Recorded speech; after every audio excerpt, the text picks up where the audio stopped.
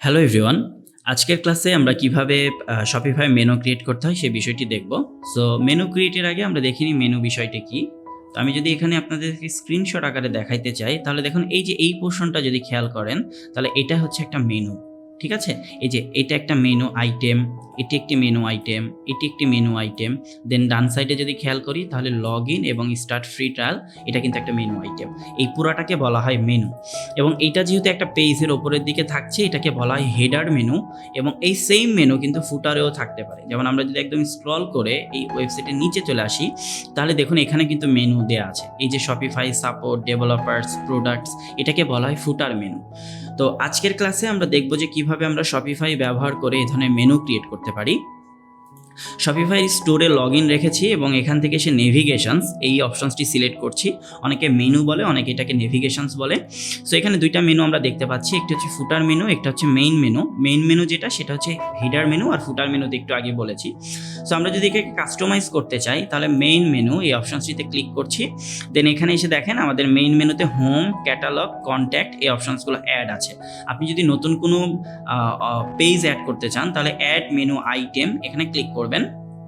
দেন এখানে এসে আপনি লিখে দিতে পারেন যে আপনি আসলে কোনটা অ্যাড করতে চাচ্ছেন। সো আমি অ্যাবাউট আস নামে একটু আগে যেই পেজটি ক্রিয়েট করেছি সেটি এখানে অ্যাড করব। তো এখানে নেম দিলাম, এরপর সার্চ অর পেস্ট লিঙ্ক, আমি লিঙ্কও দিয়ে দিতে পারি অথবা শুধু নাম দিতে পারি।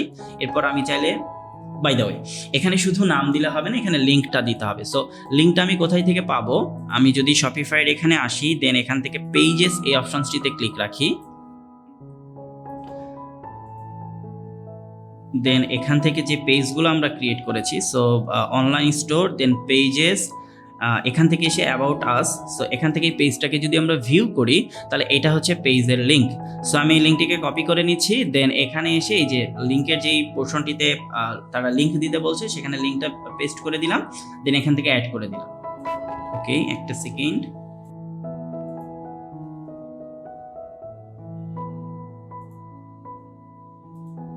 ওকে, সো এখানে আমরা অ্যাবাউট আস এই পেজটি অ্যাড করলাম। এছাড়া আমরা যদি চাই যে কন্ট্যাক্ট এই পেজটি অ্যাড করব, সো কন্ট্যাক্ট পেজটি অ্যাড করা আছে। এছাড়া যদি আমরা পোর্টফোলিও পেজটি অ্যাড করতে চাই তাহলে ভিউ এই অপশনসটিতে ক্লিক করছি। দেন এখান থেকে পেজের লিঙ্কটি কপি করে নিয়ে যেখানে আমরা মেনু অ্যাড করছিলাম সেই অপশনসটিতে যাওয়ার পর এখান থেকে মেইন মেনু, দেন অ্যাড আইটেম। এবার আমরা এখানে লিখছি পোর্টফোলিও। ওকে, এরপর এখানে লিঙ্কটি পেস্ট করছি, দেন এখান থেকে অ্যাড করে দিচ্ছি। তাহলে এই মেনুগুলো একদম হেডার মেনুতে অ্যাড হবে এবং সবার শেষে কাজগুলো কমপ্লিট হওয়ার পরে এখান থেকে সেভ এই অপশনসটিতে ক্লিক করবেন। এরপরে যদি আপনি স্টোরটি ভিজিট করেন তাহলে দেখবেন যে মেনুতে অপশনসগুলো অ্যাড হবে। সো আমরা এটাকে সেভ করি, মেইন মেনু, দেন সেভ মেনু। এরপর নেভিগেশনে চলে আসি, হোম, ক্যাটালগ, অ্যাবাউট। আমরা এখান থেকে এসে এটাকে একটা সেকেন্ড, আমরা এখান থেকে ক্রিয়েট মেনু এই জায়গাটিতে আরেকবার ক্লিক রাখি। দেন এগুলোকে অ্যাড করা আছে, এটাকে মেইন মেনু নামকরণ করছি। এরপরে unpin from your navigation, then manage. Okay, এখান থেকে মেনুটি সেভ করে রেখেছি। দেন আমরা যদি এখান থেকে রিলোড করি তাহলে দেখতে পাচ্ছি যে home, catalogue, contact, about us, portfolio এগুলো কিন্তু মেনুতে অ্যাড হয়ে গেছে।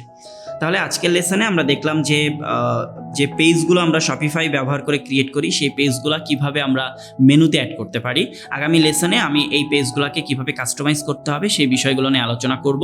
আজকে পর্যন্ত যে বিষয়গুলো দেখানো হয়েছে আপনারা এই বিষয়গুলোকে প্র্যাকটিস করবেন, তাহলে আশা করি এই বিষয়গুলো আপনাদের কাছে আরও বেশি ইজি মনে হবে।